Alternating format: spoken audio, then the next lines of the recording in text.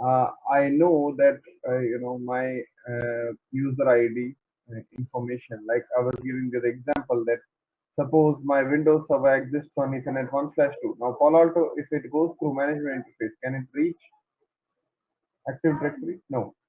So I will need to point it out to Palo Alto that if in case you want to go for LDAP, use Ethernet 1/2 and go out that interface instead of going through management. So what I can do for that is I can simply go to the service route configuration then in that scenario, uh, select the particular service. Okay. If you want to modify multiple, you can check multiple and click selected service route. Okay. Once you do that, what you can do is you can choose from the drop down all these interfaces. Okay. Now, for us right now, it's not showing Ethernet 1/1 or 1/2 because we have not configured any IP address on that. Okay, like I told you, this firewall slash. Okay, so let me quickly reconfigure that IP addresses that we had configured yesterday. So Ethernet 1/1, 1/2.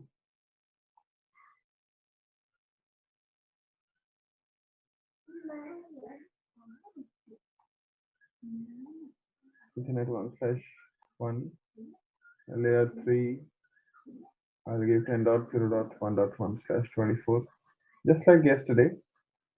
Let's define it virtual router and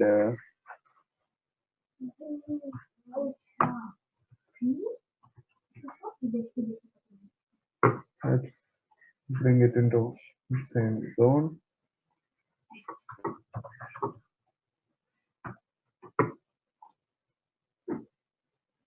Okay.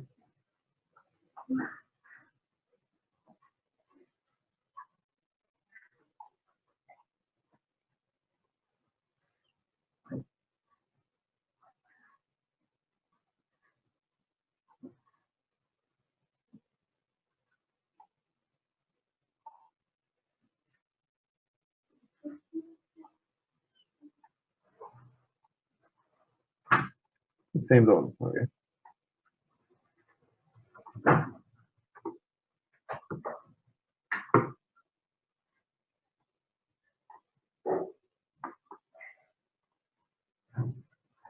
Now see, I'll show you now. Okay. If you go to device here and go to service route configuration. Now if I click customize, suppose I want that for LDAP, it should utilize Ethernet 1/2. Okay.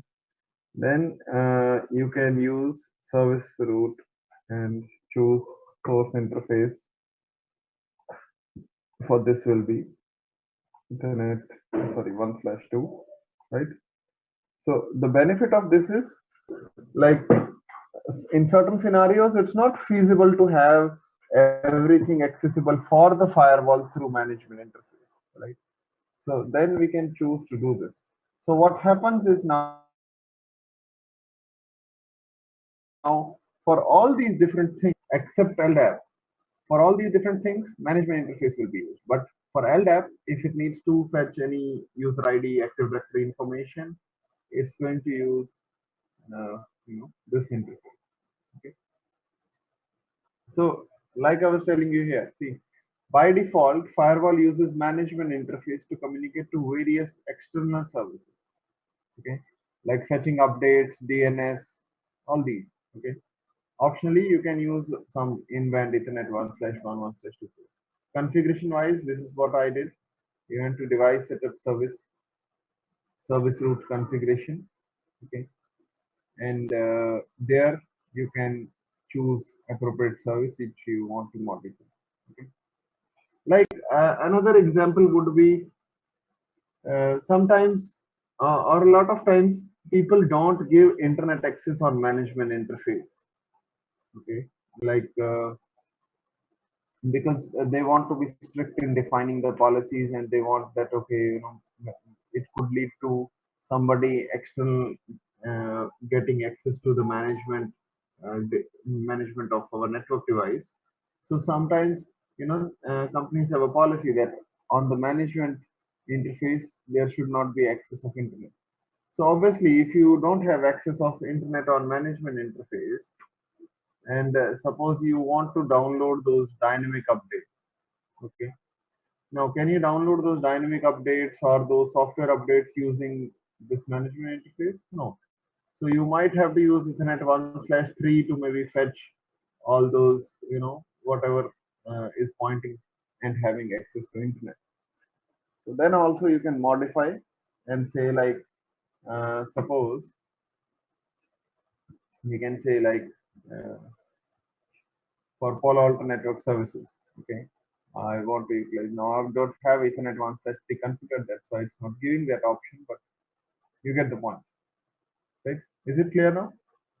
So this is not for device management. This is for Palo Alto to fetch information, all these different information from various places. Okay. Sudhanshu, Yes. can you make a demo to have a look over these services mapped to a particular interface that which we can use? I mean, can you have a demo of how we can use this service Yeah. when we are? See, down the lane, what we are going to do is when we'll do user ID things. Okay. Uh, what is going to happen is I'll really have a Windows server on Ethernet 1/2. Okay. Because my Windows client machine will be on some other interface, but uh, I'll not bring the Windows server machine on management interface. Okay. So I'll show you it properly at that time. Once when we do that, we'll do all the user ID configuration. We'll not do the service route configuration. Palo Alto will not be able to fetch user ID information because it will try to get it from management interface. Okay. Now see, it's like I'll show you here. Okay. Now I'll go to this license form.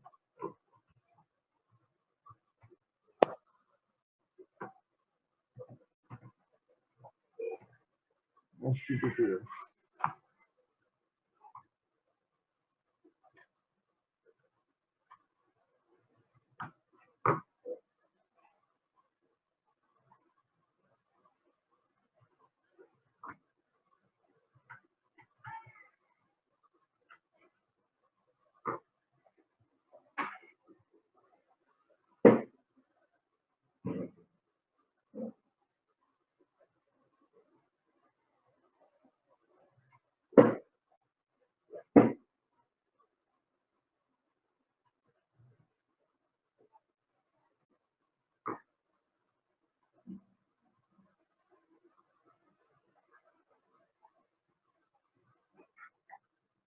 Now even like here, if you go to this, suppose software update, okay, or dynamic updates, if we click check now, okay, it's utilizing the management interface. Now, even this licensed firewall, if you look at it, okay, I'll just show you. If I go to the settings of this virtual machine, you see here there are 3 adapters. I can add more. Okay, I have not yet added. But this first network adapter is basically the management interface. Okay. Now you see it's bridged to the physical network. Okay, it's bridged to my physical network to which my laptop is connected. Because of which the management interface has access to internet. Okay, and that is why it's able to fetch this information. Even when we downloaded that day, uh, I think Kiran was asking about how to update the software. Okay, so when we clicked on this download, okay, it fetched all this information, or all this information was downloaded, or this particular version was downloaded at that time from internet using management interface. Okay. Alternatively, if we didn't have this, we could have done it using some in-band port.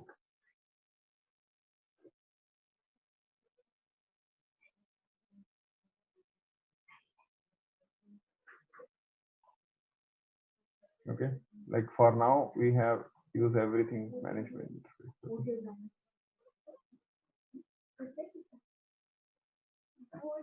So we'll also remember this till the time we come to user ID as well, because at that time we'll fetch all the user ID information from Windows Server, which will not be on management interface. Okay. Okay. Also, there is something called you know destinations. Like sometimes what happens is uh, you might want it not just on predefined services. Okay,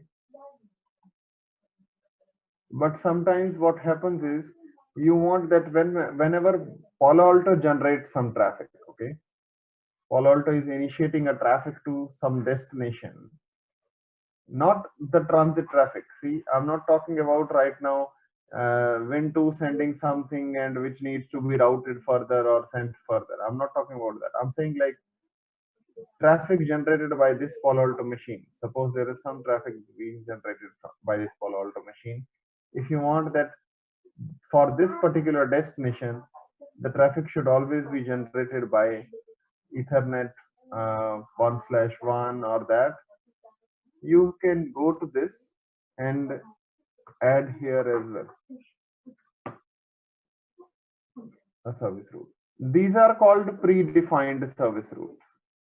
Okay, and this is what we call a customized service route. Okay, like in this case you tell like, okay, I want that for this particular IP address, just choose whatever interface you have. Okay, now the benefit of this is whenever this destination comes up for Palo Alto to reach, it is always going to use this source interface and this source address. Got the point? Will it be for all the services? Not all the services. For this particular IP, if it needs to communicate with this IP, not for all Yeah, the services. yeah, that's what I'm saying. If it is going to communicate for this particular IP, so all the services related to anything for the For management this or destination will be sent using this source address. okay, I mean to say these LDAP and all these services will be No, mapped no, no, to. no. If if this is an Active Directory server, okay, and for LDAP you need, then you need modify this thing. Okay, but sometimes what happens is we are not concerned about any particular services. We want that for all the communication of this IP address, we need it to go out certain interface. Okay, whether it is LDAP or not, it doesn't matter. Okay, if the suppose if your Windows server is this IP address, okay, then even your LDAP services will be fetched using this source interface. But if it is anything else, okay, like suppose even if I try to ping from the firewall, it's going to use source address and source interface of this to ping it. Okay, so it's not just for these services. Anything initiated from Palo Alto firewall going to this destination will be sourced from this interface.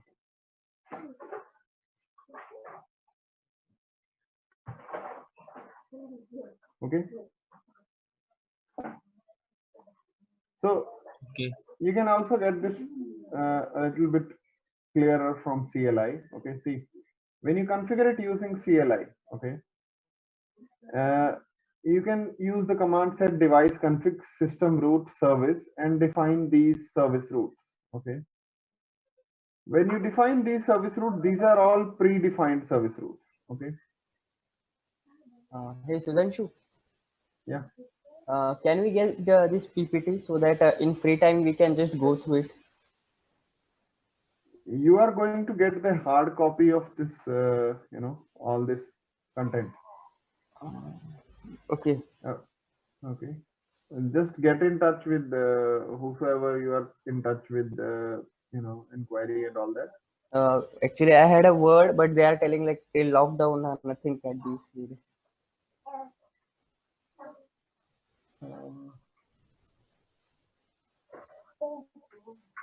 See, see, actually, PPT we are not allowed to share. Okay, like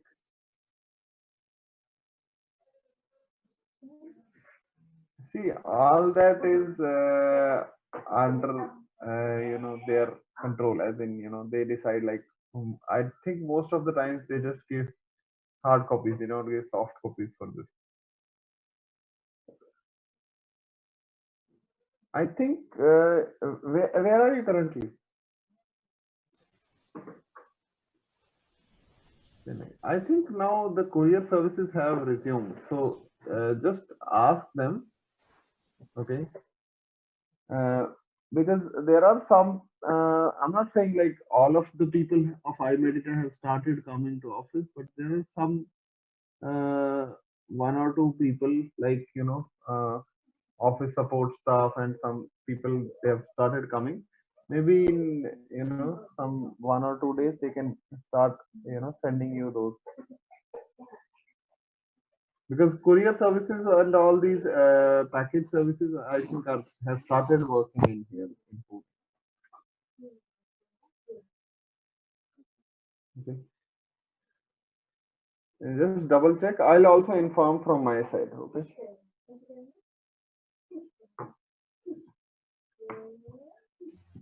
Okay. So see. Hmm? Okay, thanks. Okay. So see. Suppose like if you check this command, set device config system root service, for which service? For Alto Network services. It's just like going into the GUI and setting it for this thing. Okay. Instead of doing it through GUI, you are doing it through CLI. You are saying source address this. Okay. Now this is for the predefined service route, like I was telling you here. Okay. These are predefined things. Okay. For non-predefined service routes, like I was giving you that if this destination is there, use always the source address of this. This is called a non-predefined service route. Okay, because here you are not talking about any particular of these services. You are saying in general, anything that needs to go to this destination should go using this source address. Okay, fine. Sudhanshu, we didn't get the point. Can you please repeat? See, Can when we you relate to it? configure non-predefined using GUI, you configure it using this, right? There's a bit confusion between like what you want to say, like predefined and something. I am not getting that. I didn't get. Can you Can, once See, when again you repeat it? Hmm? Sudhanshu, can we relate it with the something like IP spoofing something? No, no, no, no, no. See, these are all predefined service routes. Okay, because you are talking about this particular service, right? Okay,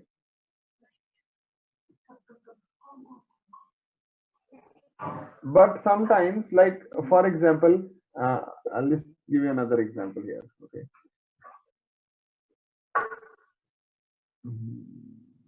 Like this. See, suppose this is Active Directory. Okay, then if I want to fetch user ID LDAP information, you will use Ethernet 1/2, right?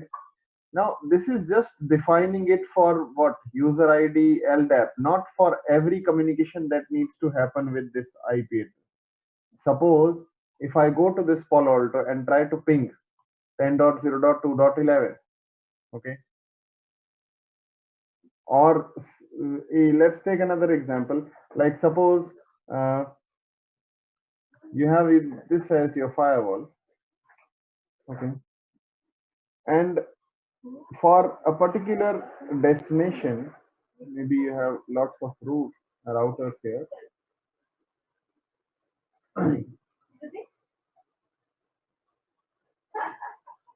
This is your Ethernet 1/2. This is your Ethernet 1/1. Okay. And from somewhere the management network is here. Okay. Now, suppose your server for Active Directory is here. Okay. Just to give you a clearer picture. Okay. Now, in order to reach firewall, firewall needs to go through Ethernet 1/2. If it goes through management, okay, maybe the management network. These all will be separate subnets, right? Okay. Suppose let's say all of these interfaces are layer 3 interfaces. This is your network admin sys. Okay. Now, by default, firewall will utilize this management interface to fetch even user ID information. So you can alternatively modify it because you know that Active Directory doesn't exist on this network. Okay. You can say user ID or LDAP or whatsoever are involved in that. Use source address of Ethernet 1/2. Okay. Or send it out this interface. Is it clear now?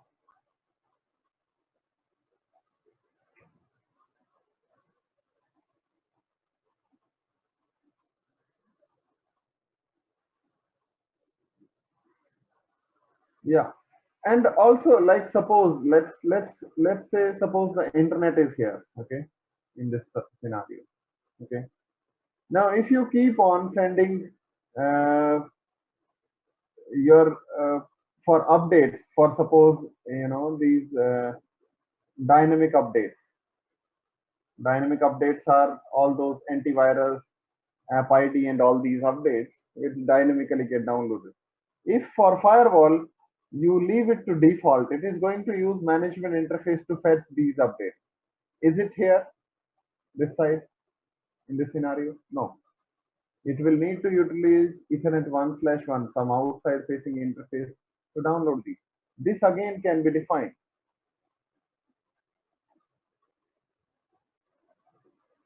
Got the point? If you leave it to default, it's going to use management interface and it will never be able to reach Palo Alto servers. Palo Alto servers will not be within your company. Right? You will have to go outside. Now, this thing is if you want to have all these predefined things. Okay. Like also another example would be like suppose if I talk about Panorama, suppose Panorama is here. Okay, Panorama is used to manage these firewalls. Okay, so that we can have one single server and we can push configurations from that to all these different firewalls. Okay, not necessary to have physical connection, but Panorama is like a single point of management for multiple firewalls if you have them. Okay. Now, if Panorama exists and comes through management interface, then you can leave this default. But if it comes through some other interface, okay, suppose Ethernet 1/2, if the Panorama server is here, okay, or Panorama, not server, actually Panorama device or appliance, whatever you call it, is here, physically existing on Ethernet 1/2, then you will need to modify it for Panorama. Okay, you need to go here. You cannot leave it default, right? Because again, the management is not having Panorama. If it exists here on the management network, fine, not a problem. But if it doesn't exist here, then what? If it exists here, then you will have to utilize a service route saying whenever you communicate, you firewall, whenever you communicate with Panorama server, you always utilize Ethernet 1/2. Now, all these things are predefined. Okay, these are the services which are predefined.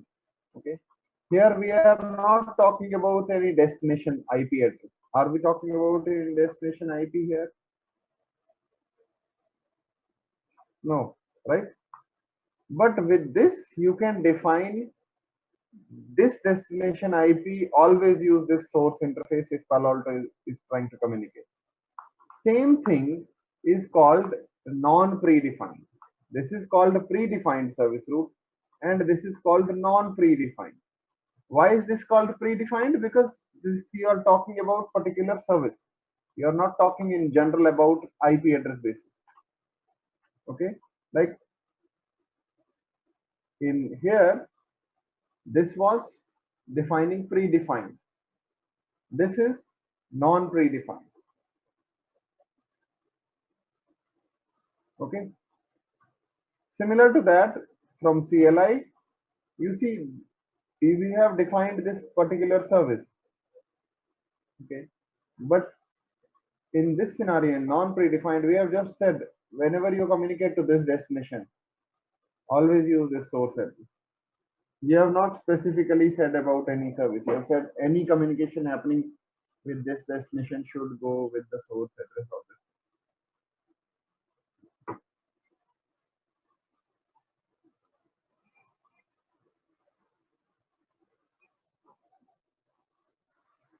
Yeah, all of these source interface will correspond to an.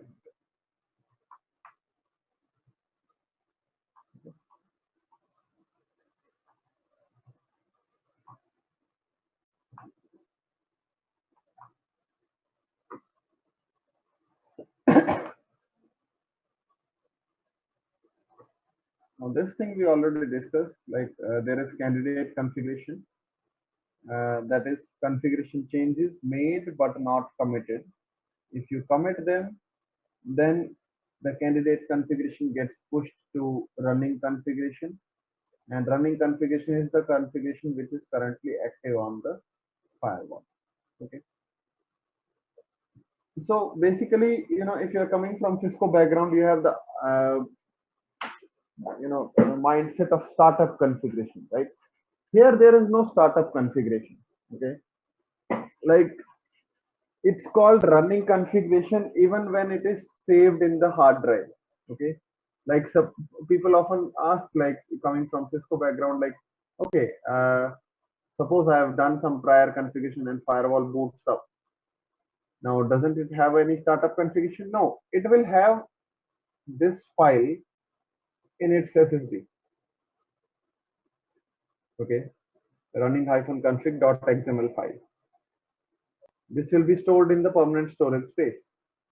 And when the firewall boots up, it is going to check for the latest timestamp, because sometimes there can be multiple configuration files. Like I'll show you how we can create multiple configuration files. It checks for the date and timestamp. Whatever is the latest one, it will load that from SSD into RAM and then start utilizing. Okay. So there's no startup configuration here. Okay. Whether you call it from RAM perspective, it's running configuration. Even for when you save it, it's running configuration. Okay. When you commit, the configuration So we is have more than one. automatically. Yeah. Sorry. So Yeah, tell me. we have more than one running configuration in our SSD.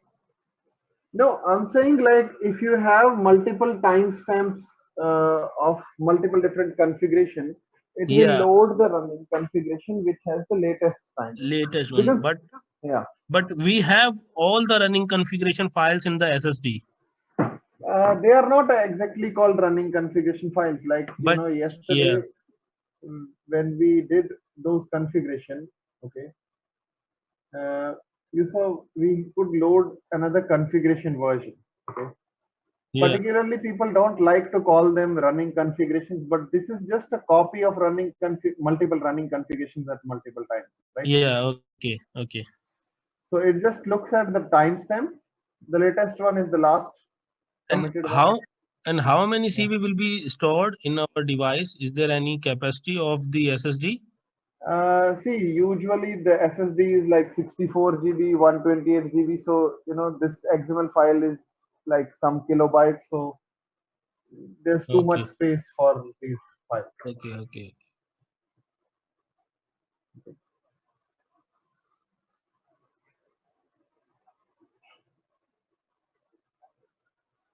Fine.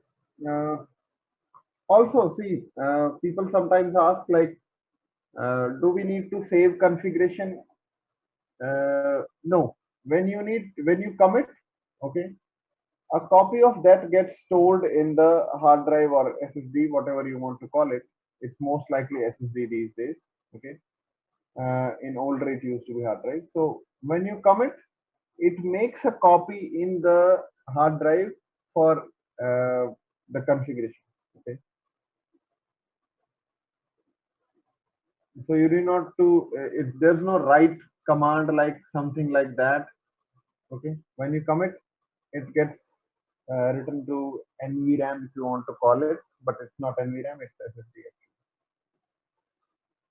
I'm just trying to relate it with Cisco so that because Cisco is something you have a little hold on already. So next, let's talk about this configuration management option. Okay, like I was telling you yesterday, that these operations happen within firewall. Okay, and these operations happen between the person running web UI of firewall. If you want to export from firewall to the person running web UI, or import a copy of configuration, that can be done. Okay. Sudhanshu, can you show us an example like how to search from source? How can we generate logs for source IP and destination IP? Yeah, I'll show you that.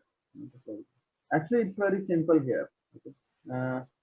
Logs are not actually available in this unlicensed firewall. Okay. But in this licensed firewall, I can show you quickly. Not a problem. Okay. Okay. See, like you know, you see all this different type of traffic. Okay.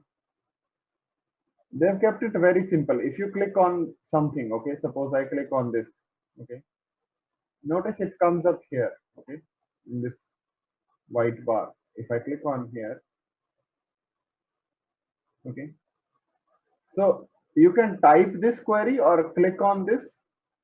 If you do this, okay, see currently it's showing even traffic for this source address, right? But if I apply this filter,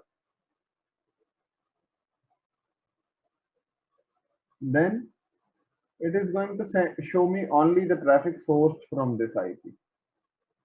Okay. So you can type in if you like to type in, or you can just click on this to quickly check it. If you want another criteria like source and destination address, like suppose I want that source this, and if it is having a destination of this, you can click on this destination. It automatically. So it's very easy, right? So if you apply this filter now, it's going to show you only the traffic which is sourced from this destination for this. Got the point? I think clicking would be a better way rather than typing it, although you can utilize whatever. Most of the Okay. times what people do is, if they want to type, they'll just click and then maybe, like modify it by editing, like if they want to modify. Source and IP address. Sorry, destination IP. Okay. Okay. So not so difficult, right? Okay. Just click on, okay. And even for the logs, there are these other options. Like if you want all the zone this, where zone equal this, or there are some other queries as well which you can generate, but most of the times this clicking is sufficient for most of the things. Okay. Like suppose I want app ID. Okay, I want all the traffic for web browsing. You can use app EQ web hyphen browsing, but you should remember either remember these names if you want to do it manually, type it manually.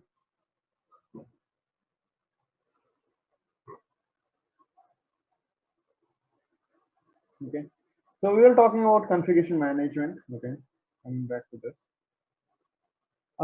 First thing first, all of these things that you do, revert, save, load, export, import, these are global and are not per admin. Okay, what I mean by that is, you remember when we did commit, okay, initially when we did some modification and we want to commit. Okay, I'll leave this license firewall for now. Let's come back to this thing. So let's just modify something very silly. Okay. Host name.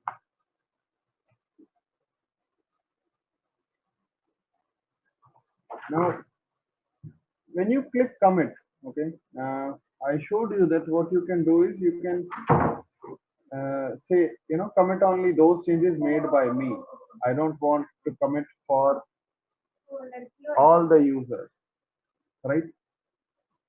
So this can be per admin scope, right? This commit can be per admin scope, but all these operations, you cannot make them per admin. See, if you have loaded a configuration and replaced that configuration, that running configuration with some configuration versions, like suppose, okay, I'll just click commit.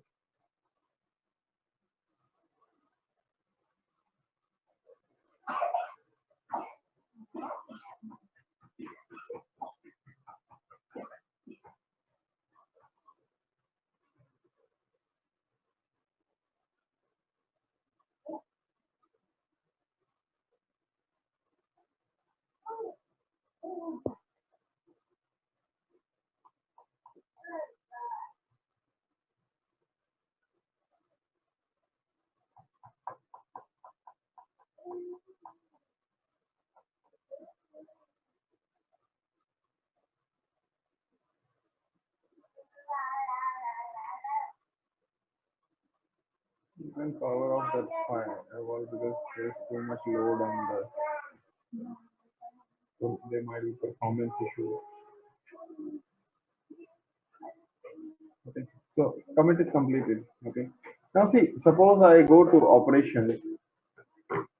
I want to load a previous configuration. Okay, which was there. If I say load configuration version, and if I bring it to version 1, suppose, okay, which didn't have this host name, and I think didn't have even the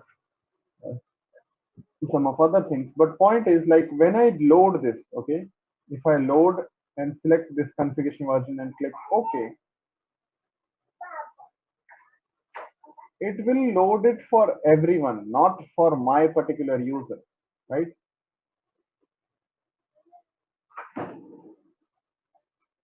Like, you can check in the task here that configuration is loaded. Okay, now see, notice this thing. Okay, when you load a configuration version, okay, it does not get commit. Okay, it has loaded that into current candidate configuration, but if you want to push that to the firewall, you have to press commit still. Okay, now in this commit, you see this commit scope is unavailable and a full commit is required. Like, I cannot make this commit now that I want to commit only the changes that are made by admin, because you are loading a configuration. So this is what I'm saying. Whenever you use all these operations, you cannot make it per user. This will be global for the whole firewall. Okay.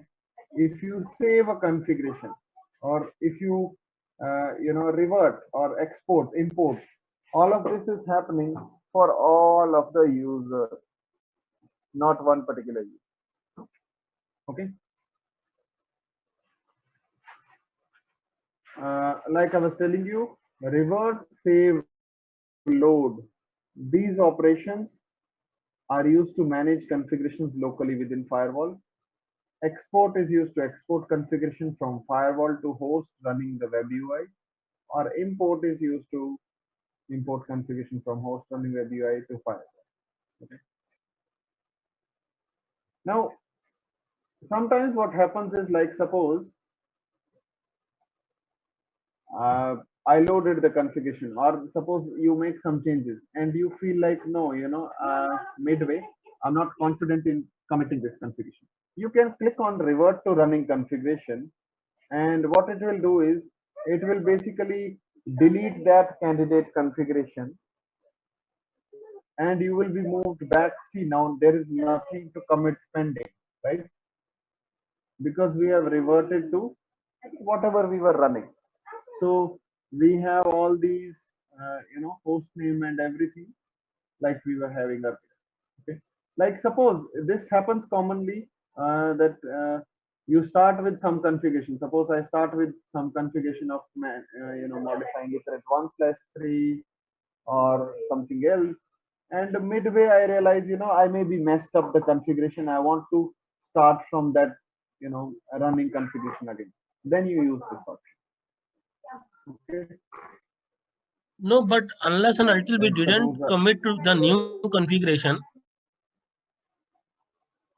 Hello, it will Sudhanshu? not take in any effect. Yeah, No. unless and until we didn't commit for the new configuration we are going to add on. So in that case, we don't need to revert to the previous configuration version.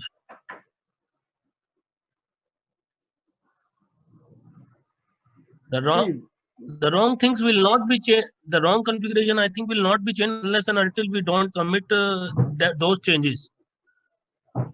see, let me show you. Suppose we have this firewall, okay, and you are tasked with running OSPF on it, okay, and along with the OSPF configuration, you need to have some interface configured as well. Okay.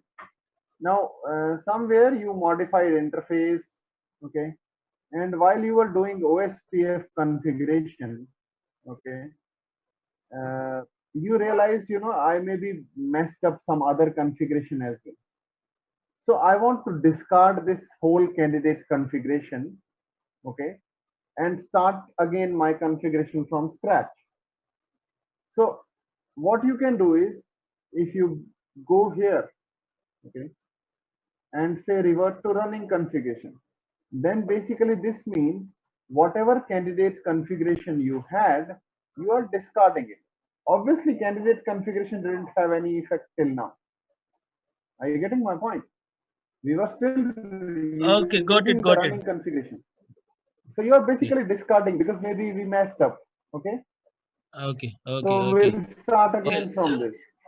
okay, got it. It's just like that. Okay. Okay, it's just like that. The new changes we are still not applied, but We don't want we them to commit, or okay, we but want to roll we back and start from that same running.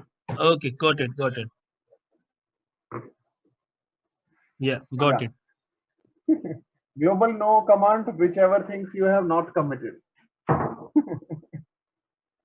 It's Okay. basically Also, it's basically we can say that eraser in a on a book. We wrote something and we are just using a eraser to remove that particular writing. yeah. Yeah. Okay. But if you commit, the ink is dried up. Now you cannot erase. Okay. Then you can, if you suppose, you made a mistake and you wanted to revert to an older configuration. Suppose you have committed, then you can use the load configuration version, right? Like suppose I removed some BGP or OSPF configuration and feel like, oh, no, no, no, no, no, no, I want to revert back to the previous one. Suppose, like we had configured this firewall with this host name FW. Okay. Suppose I feel like I don't want this host name or whatever I have configured. I want to revert back to this configuration version. So you can click on load configuration version, click OK. Once the Okay. configuration is loaded, you can click commit.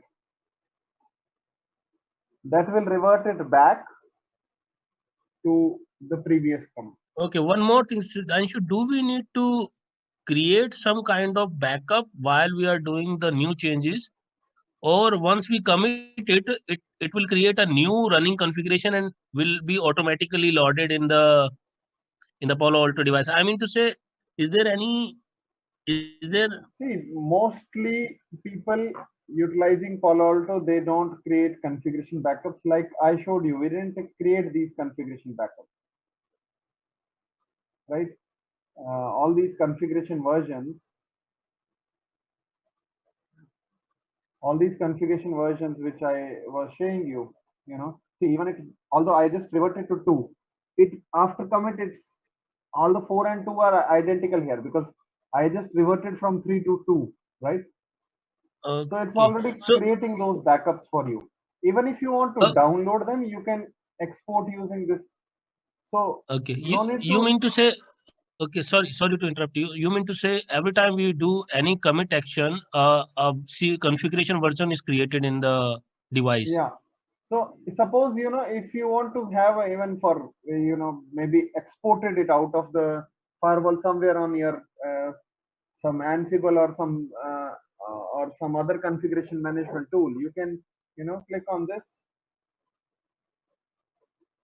whatever backup you want to export, and it will give you the file. You can keep it saved for future use, right?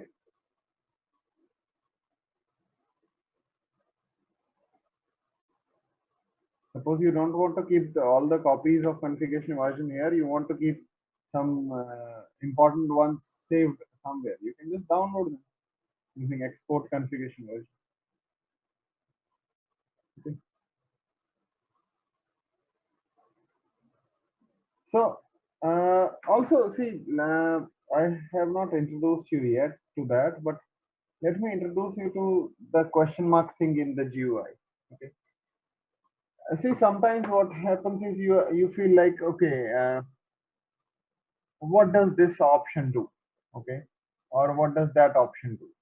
Okay, so you see help here in the right hand corner. If you click on that, it will take you to the Palo Alto help, but for this particular page. Okay, not for, like, the whole help guide. Okay, for this particular page, if you click on this help, so if you see this help, it gives you a brief uh, overview of all these things: revert to last save, revert to running, what does this do, what does that do. Okay, got the point? So what you can do is, sometimes if you feel like you don't uh, completely remember what does this option do, and I want to quickly, like we do question mark in Cisco, okay, in CLI, also in Palo Alto. So you can click on this help button to see, like, okay, what does revert or what does this load configuration version do? Okay, like if you see here,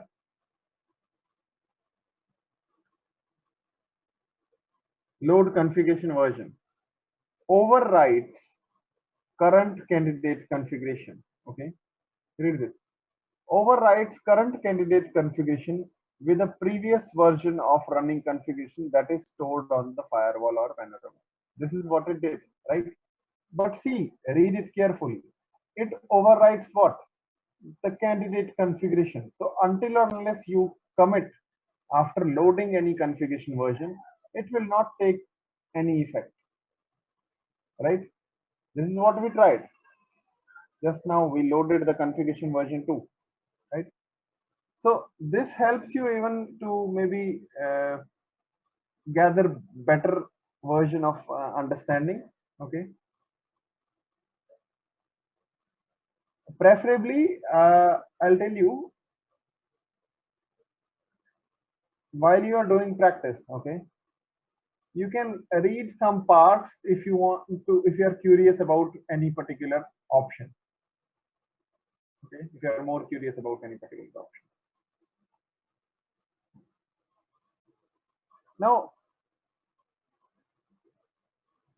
this revert configuration from CLI, if you are working on CLI, you can give this revert configuration command from global configuration mode to revert back to the running configuration.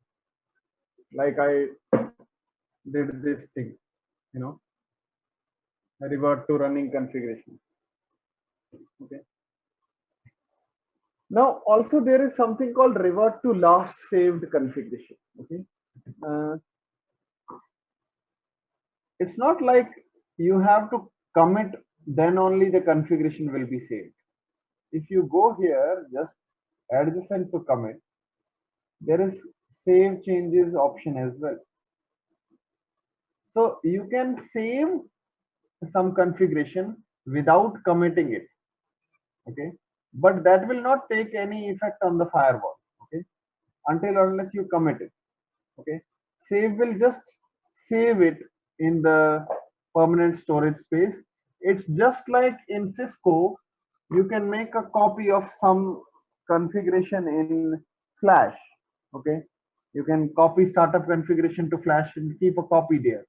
Okay. So here also you can save changes. Save changes is not same as commit. You can say that commit is like push it to the running as well as save it. But with this save, you are just saving it, not committing it. Okay, so it will not take complete effect on the firewall.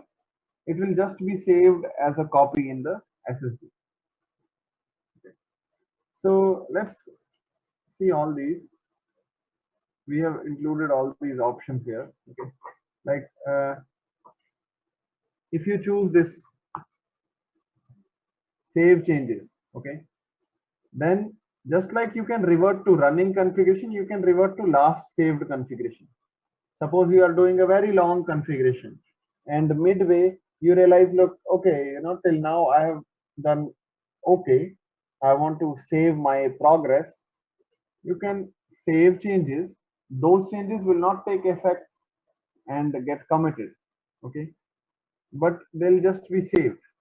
So benefit of that is somewhere like if you mess up something, you can revert to that saved configuration option.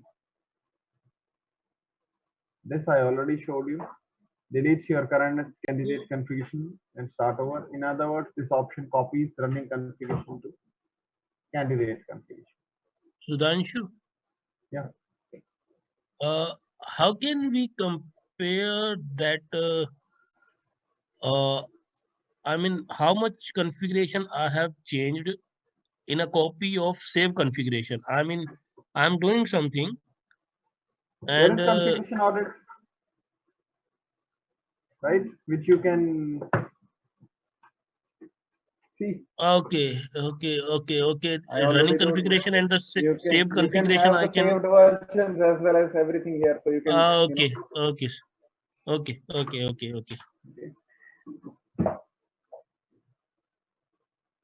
easily compare. Okay. So you can also save it with a name. Okay, if you feel like maybe I want to save my progress but with a proper name. Okay, like suppose if I click save named configuration snapshot, I can give maybe backup. Now when you commit, it automatically saves with those timestamp versions, right? But sometimes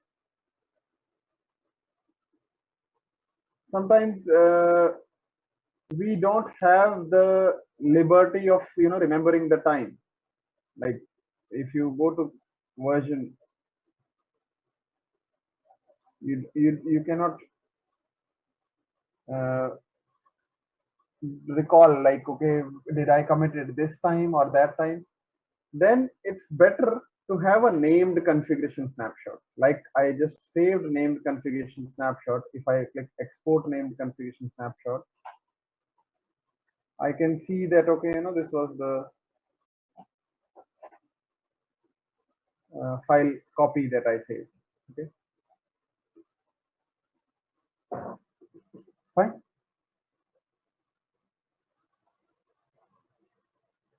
So you can save it with a proper name.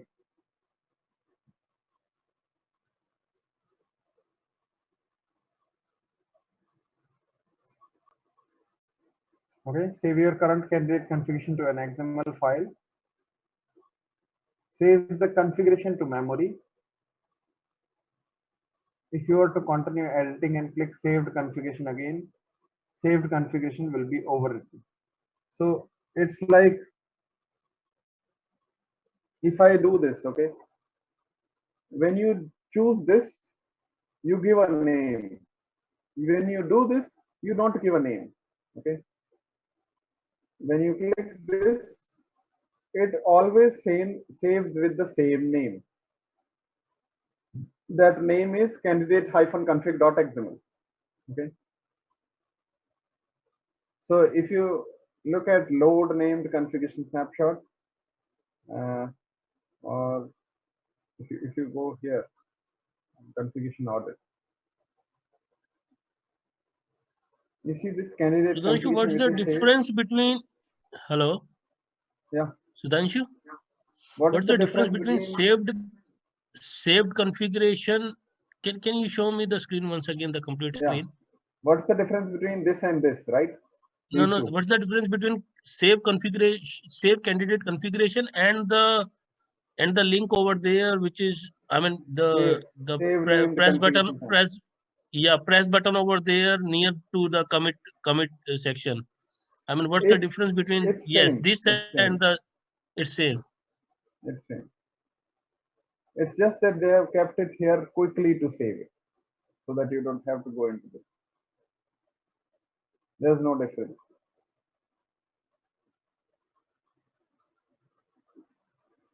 The only thing is, like, when you save it with a name, you have given a proper name. But when you save it with candidate configuration, it always replaces the same named configuration snapshot. Okay, read it from here. When you save the candidate configuration to memory, it's this, when you use this option, it saves candidate configuration to memory. If you were to continue editing and click saved again, saved configuration in memory will be overwritten. So in this case, you are overwriting it with the same name.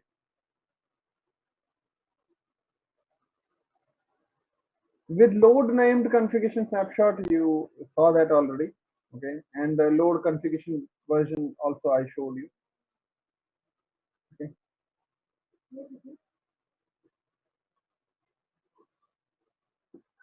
Here, commonly you will get these questions like revert, save, load, and also mostly because if you are coming from the production, like sometimes what happens is uh, you don't get a formal training, but you get thrown away to working on the device. So these things are a little bit less clear to them. So commonly people ask questions related to candidate, running, saving configuration, to check whether the person has configuration operations knowledge proper or not. Because it's a little bit different compared to Cisco. Okay. So let's talk about the boot time operation now. When the firewall boots up, you will have a lot of XML files, okay, saved in the SSD. At boot time, it's going to take the latest timestamped configuration, and like I told you that there is different control plane memory and data plane memory. There is different dedicated RAM for that. So what happens is you load that configuration, the configuration in the SSD, you load it into candidate configuration in control plane memory. Okay. Then an auto commit will copy it to running configuration, but it is still within the control plane memory. It has not yet reached the data plane memory. And then control plane memory will copy the running configuration into the data plane memory. Okay. This specially comes in handy and is important if you are talking about a high-end firewall. Okay, like if you talk about 7000 series firewall, all those firewall blades that you can add. Okay,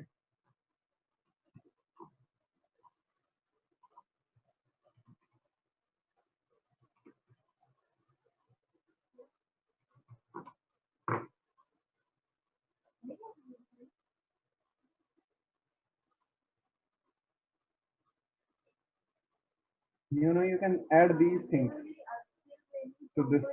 Okay, so what happens is a lot of times the whole chassis will have booted up. Okay, but maybe it takes some time to push this running configuration to data planes to basically, you can say, this chassis will be, this whole box without these things in it. Okay, it might take some time for it to push this to these individual, cards. Okay, so that this takes some time there. Okay, in most of the low end firewalls it might not take that much time. Okay, so people tend to ignore it, although this happens even in the low end firewall. Okay, fine.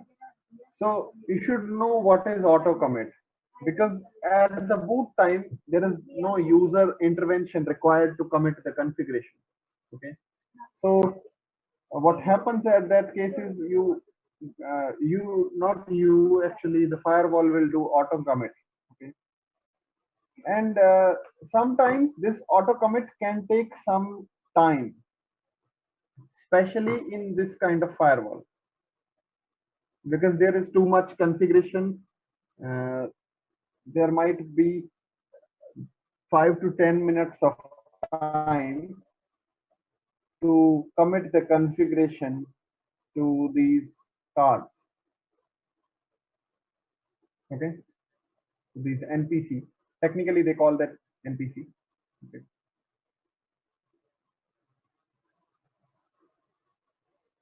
okay.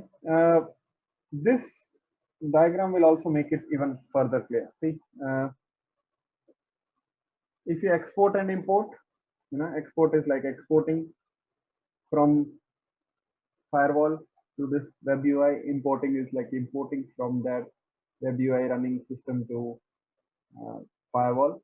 Okay, as an admin, whenever you make changes, there's all those changes go into candidate configuration.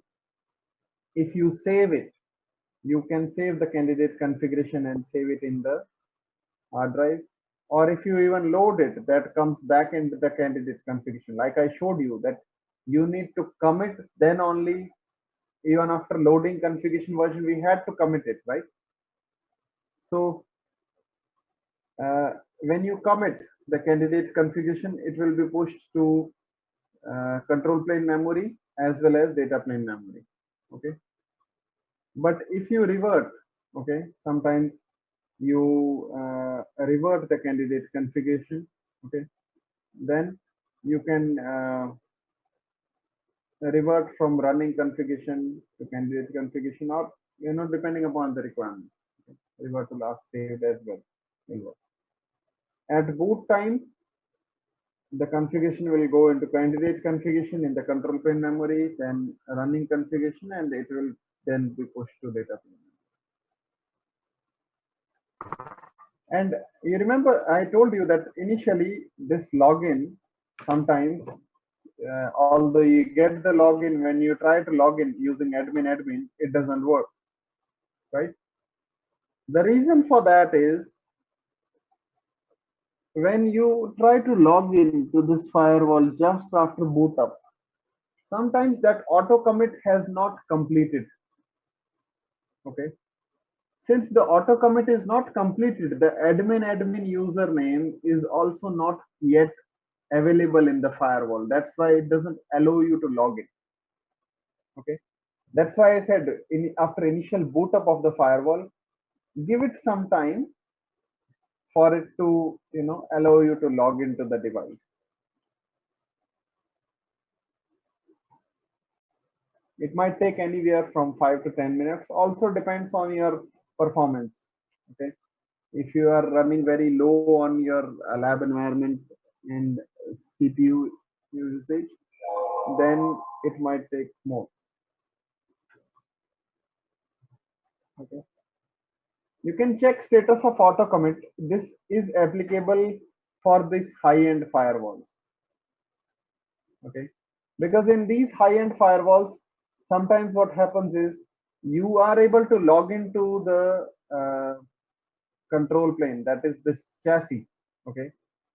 Although still the chassis needs to push the configuration to these NPCs. So what happens is after restarting, like after restarting the data plane or resetting the Palo Alto network device, resetting means you reboot it. Okay. The auto commit process must be allowed to complete in order for the data plane to be up. Okay. Depending upon the firewall platform, this can take up to 5 to 15 minutes. So you can use this CLI command because since you will be logged into the control plane, okay, you might be able to see this on the CLI that in high-end firewalls, in low-end firewalls, there is the control plane and data plane automatic come almost parallelly up. Okay. So if you see here, the result is like pending. The commit auto commit is queued, but it's like 50% completed. And here you see that it's okay, it's completed, complete. So show jobs processed. This command also shows you if you have given a commit, you can check the status of that commit from here. Also, if you have the control plane app and running, you might be able to see it from the GUI, like in the task manager.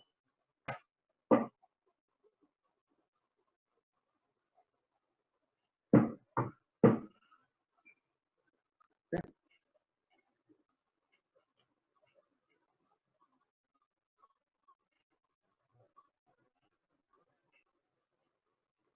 Next, let's talk about the administrator account and roles that we can have here. Okay. And let me show you some things practically before I discuss the theory of it. Okay. So, if you go to this device page again, into administrator page, you have this admin user configure, which we use login. And if you notice the role here is super user. Okay. Sudhanshu, your voice is cracking. If I add, Sudhanshu, your voice is not hello, clear to us. Your voice is not clear to us. hello, can you hear me Hello? now? Hello, hello. Okay. So I was telling you that if you go to this administrator page, this admin account is a super user. Okay. And there are some different roles which you can have here. Okay. I'll try to add some users and show you certain things, and then we'll talk about it from the slide. So let's add. Okay, I just choose, click on this. Name is basically the username, so you can give a username like I'll just say but that's my last name. Password, let's for fun sake keep it something Cisco. Okay. Palo Alto Networks is Milan or so. Okay, or whatever you want. Okay. Now, if you see here, there are two types of ways in which you can give it privileges. Okay, there is dynamic, and then there is role based. Okay. If you talk about dynamic, in dynamic there are super user. Super user will give this user same privileges as this admin account. That means this guy can create more user accounts for other people. At the same time, it can also he or she can also create more VCs. Okay, if you remember that I talked about that we can have virtual system. Okay, we can carve out logical firewalls out of the physical firewall. So you need to create VCs. Okay, that creating VCs privilege will also be given to this guy, and also he can define new user accounts. Okay, if you give him super user.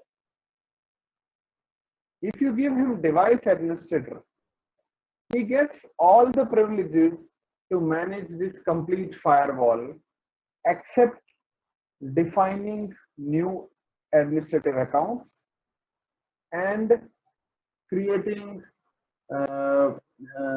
VCs. Okay, these two things this guy cannot do if it is a device administrator. Okay, I'm just talking about high level. There are some small details in which there's like a difference between a super user and device administrator, some minute details as well. But the major details are super user.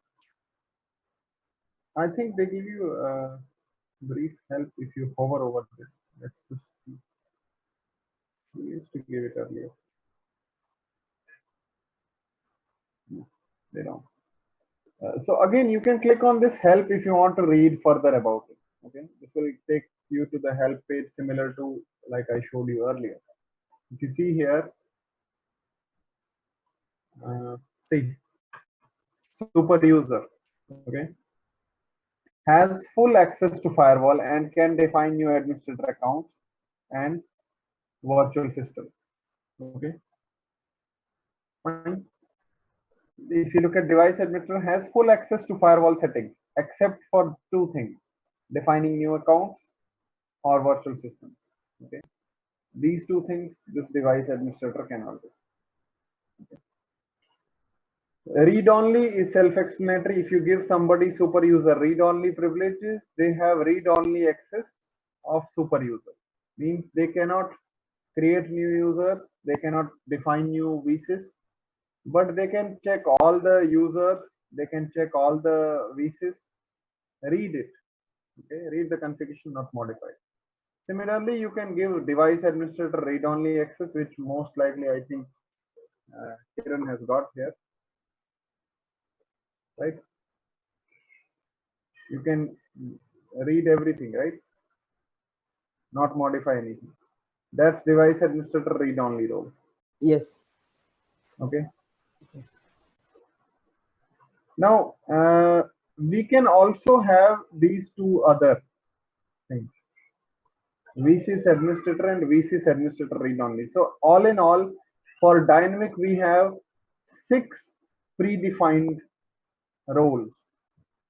Okay, now why I'm not able to see these two options here in this firewall is because this is a virtual firewall and it does not have the capability of creating new VCs. That is why you don't see those two VCS administrator and VCS administrator read only. Okay. The only difference between a device administrator and VCS administrator is this VCS administrator will have access but only to their particular virtual system. Okay, they don't have access to this firewall. To make it even clearer, let me draw it. Like suppose this is our firewall and we have created VCS 1, VCS 2 in it. Okay,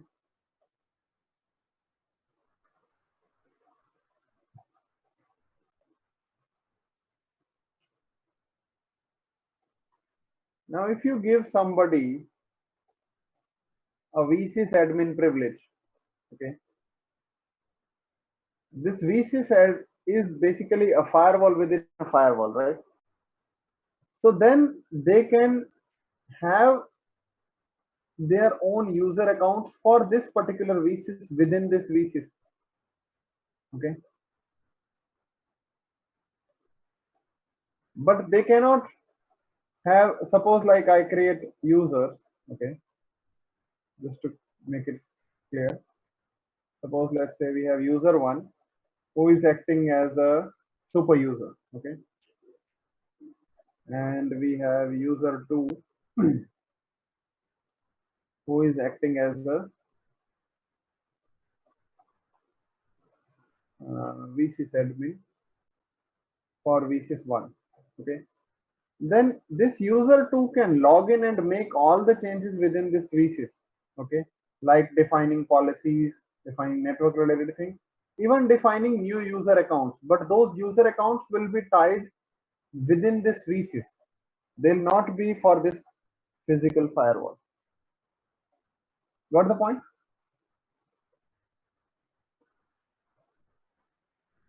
Clear? So you can have users for your physical firewall, and you can have users even in VSys within VSys. Okay. So since our firewall doesn't support VSys, that's why you don't have these VSys admin privileges. But remember this, that if you get asked like how many dynamic predefined roles you have 6. Okay. Don't remember just these 4. Okay. This is also common certification exam question.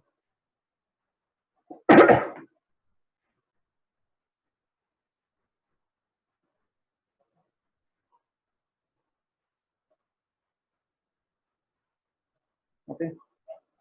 So I'll define it as a device administrator.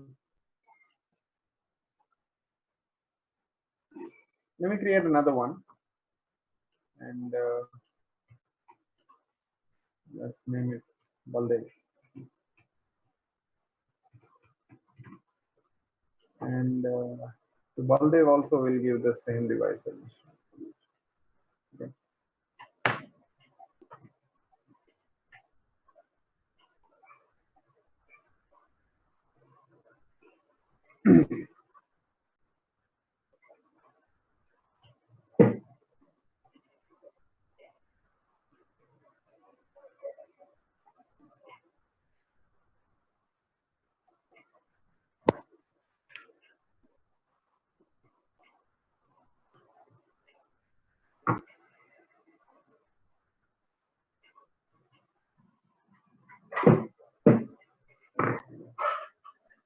Okay.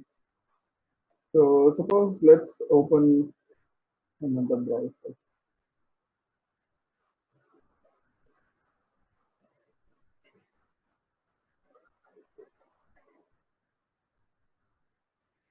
Let's open HTTPS colon 22.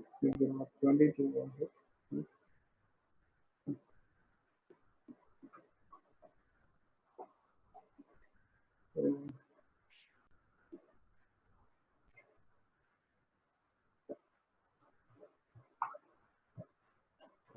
I'll log in using the user we created.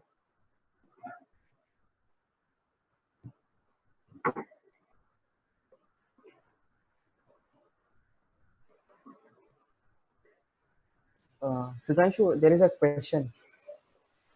Yeah, tell me.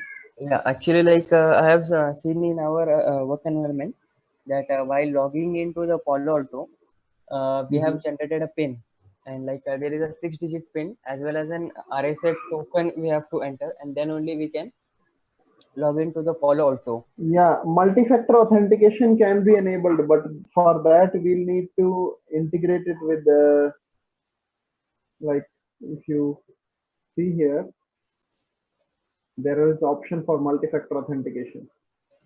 But for that, I'll need to have some Yeah, RSA secure ID access we are Yeah, having we are using. I'll have to, you know, post it everything. So won't be possible for lab environment, but they must have some configuration. Just check it here. Okay. They'll have configuration here. Okay. Okay. Fine. Now see, I'm logged in using the user, but now here I can manage everything. Like I can manage, create new policies, uh,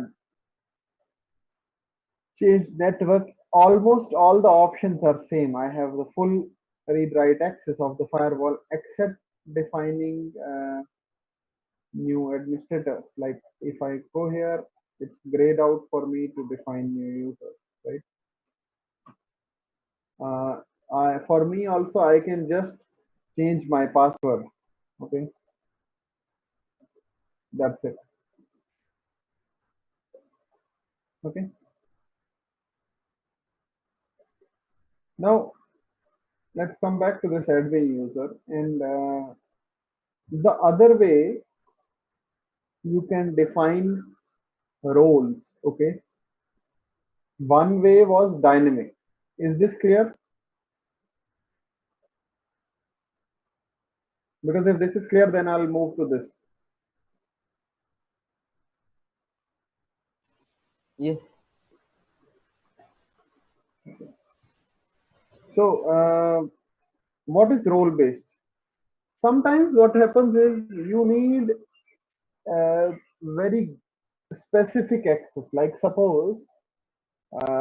suppose we have hired Kiran, an L1 level guy, or maybe L2 level guy, who is coming from routing switching background. He knows enough for networking, but he doesn't know enough of this Palo Alto related stuff for security. So what I want is that, suppose I want that, okay, we'll create this user account of Kiran, but what I need is I need him to have read write access of these pages. Okay. But I want that for security policies and everything, I don't trust him right now. For this, he should only have read only access. And it's not just tabs. You can even define, like, maybe I'll allow him to have read write access of NAT policies, but read only access of security policies. So you can be granular into page wise page. Okay. For that, we have the option to define an admin role here. Okay. So let me just show you how to create an admin role, and I'll also explain the predefined admin roles here. Okay. If you choose a user, okay, when you are creating a user, if you select role based, then you can have this privilege specific of, either utilizing this, or you can define a new admin role. Okay. It's just below this. So suppose let's take our this requirement further, and let's say we want to create this role for Kiran. Okay. Now what we can do is you can go to this admin role profile. Let's say maybe our L1 admin role, and if you click on this, okay, suppose I say that for logs, let him have access of logs, ACC. Okay, and for policies, see, if you click on this policies, if you click once, you see this changes. This means now for this admin role, the person will have only read-only access of security policy. Suppose I want that NAT, it should have read-write access, QS read-write access. Again, suppose this I want read-only access, read-only access. So you can modify this. Okay, got the point? Now, some of them, like rule hit count, you can either have access to reset it or not reset it. So for them, you don't have this read-only option. Okay. And maybe I'll say I'll give him access of all the objects read-only. So you can define all that. Okay. So let's not go into details now. I'll just define it. Okay. and for network he has read-only access. Okay, you can be very granular because these are all the pages. Okay, also you can define here that okay, this guy L1 admin will not have CLI access. Like if I select none, this guy who has this role, he'll not be able to open CLI of Palo Alto. If you want that from CLI he should have access, then again these are similar to what we just discussed. Super user means he can define new accounts and VSys using CLI. If you do device administrator, he cannot define new users or new virtual system, but has all the access through CLI. Suppose I don't trust. Even for XML API, you can discuss like whether you are allowed to uh, configure using XML API or not. This can come in handy if you have a DevNet guy. Maybe you know that okay, he uses some kind of REST XML API to fetch logs. Okay, so you can allow the and maybe we are not allowing REST XML API based configuration, so you can restrict configuration. Okay? Commits are not allowed using suppose REST XML API. Okay, you can do configuration, but you cannot commit. Commit needs to be done using GUI. So you can select all these things. Okay, got the point? So I'll create this new user, and now suppose let's say add this user.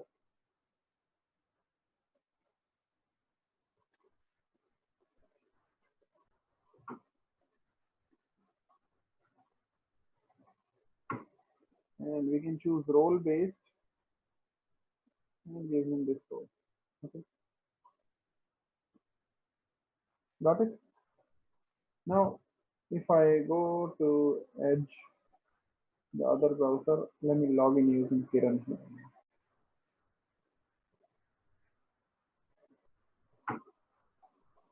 Let's just wait for the commit to complete. So I'll go to Edge. Now I log in using the user Kiran.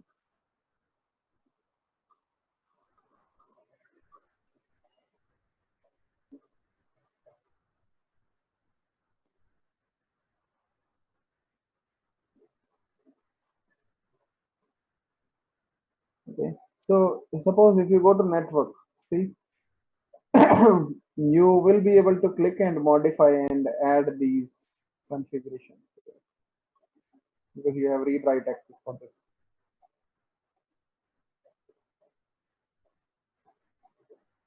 Okay.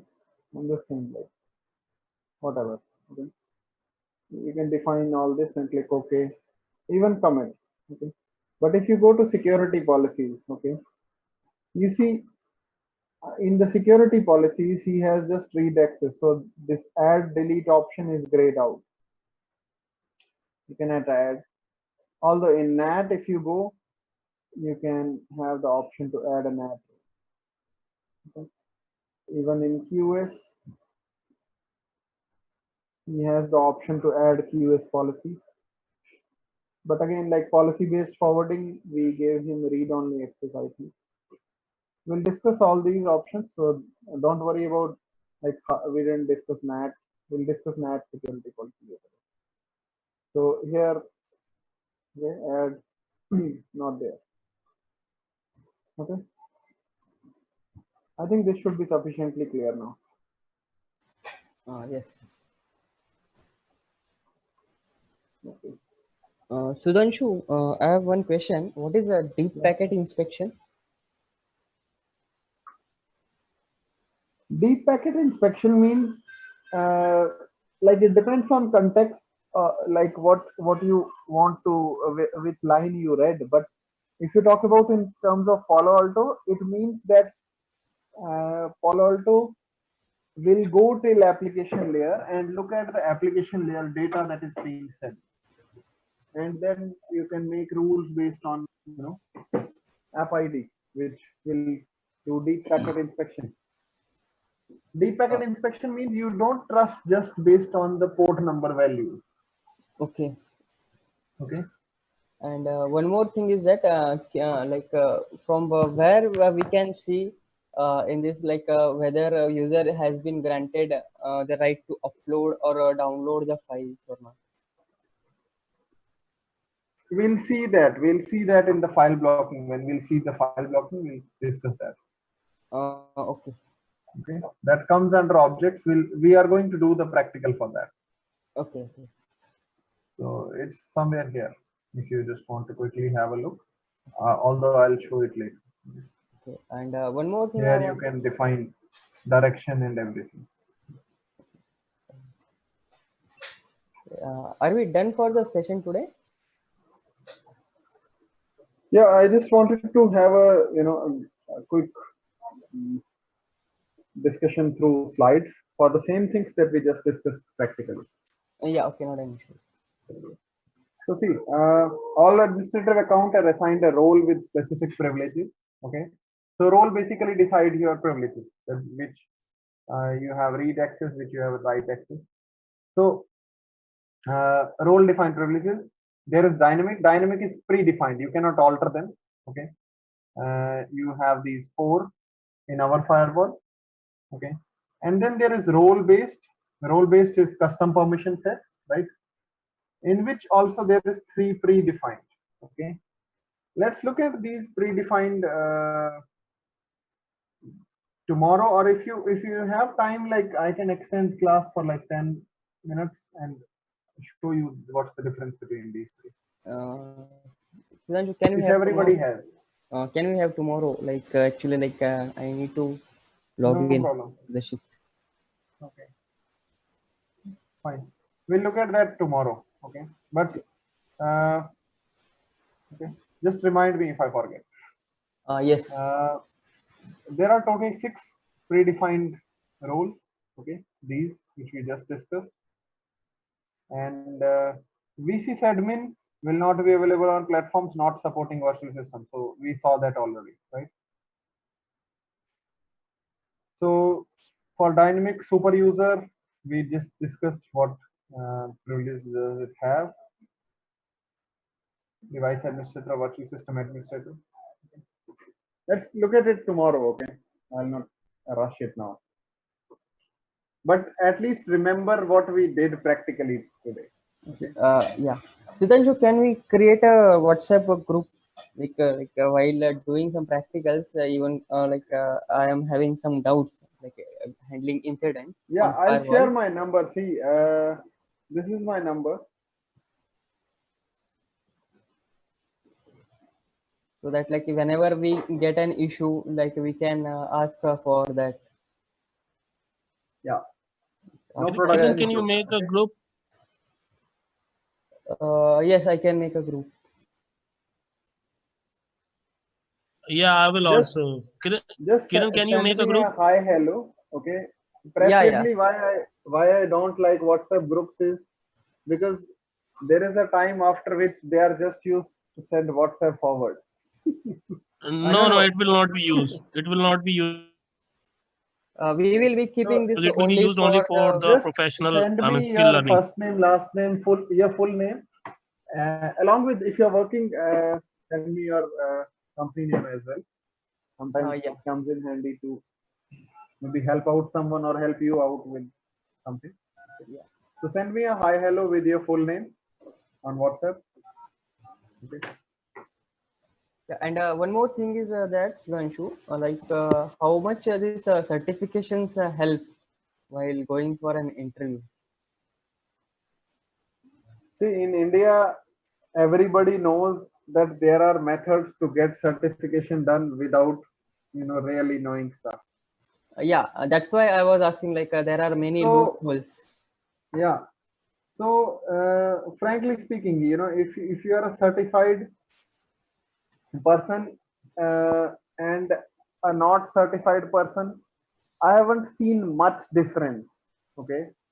Uh, until or unless you have an extraordinary certification, like if you're a CCI, uh, then it's a different thing. But like for these, entry level certifications, like I'll tell you, like if a guy is CCNA certified or not certified, the people who are taking interviews don't consider much.